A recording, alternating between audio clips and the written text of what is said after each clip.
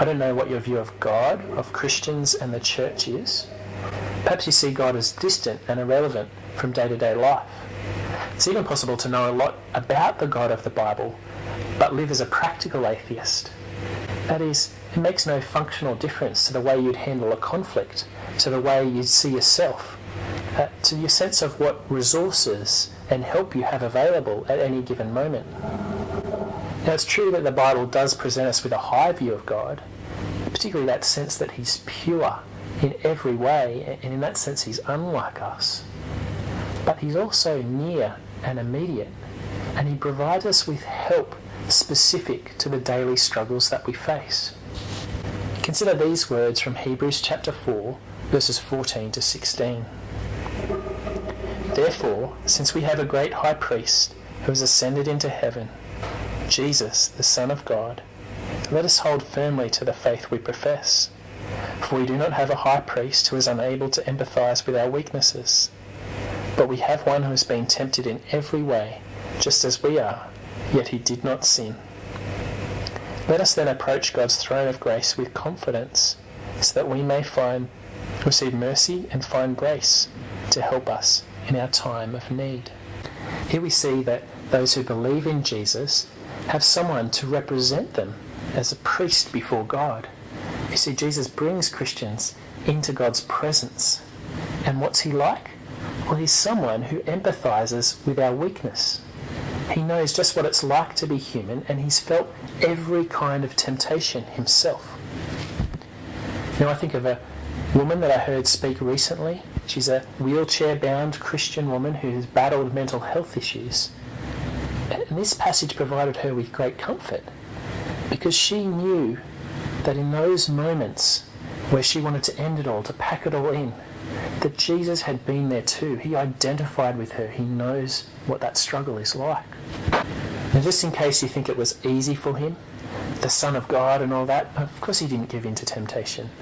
Consider for a moment that the longer you hold out against temptation, the stronger the pull becomes. And Jesus didn't give in, so he felt the strongest pull of temptation, stronger than what you and I know firsthand. So we have one to represent us before God, to bring us into his presence, one who understands us, who knows what the struggle is like, and one who guarantees that God hears us, that we can come to God for help appropriate to us in the moment with whatever we're struggling with. Now, as I said earlier, the Bible is filled with pictures of a personal and gracious God who's deeply interested in the lives of his children. And he meets us in ways that are immediately relevant to our struggle. Specifically, that's the situational struggle that we find ourselves in, and the internal heart struggle that goes along with that. Change involves meeting God as he's relevant to our situation and our internal heart struggle. And we saw some of this from James chapter 1, verses 1 to 18. We saw particularly that God has a maturing concern for his people during moments of trial.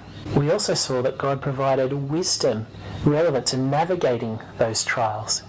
He's generous, and he gives wisdom appropriate to the struggles at hand. And in case we're tempted to grow cold and cynical towards God, thinking that his character is not good, that he's stopped doing good to us, James reminds us that every good thing we have comes from him. And he's the God who personally stepped into time and space to enact his great rescue plan, of which we're caught up in, that he would make us like Jesus and give us new birth through the word of truth, as James put. There are two primary ways that God meets us in our struggle. The first is as a refuge. That is, he provides comfort to us amidst the intensity of life.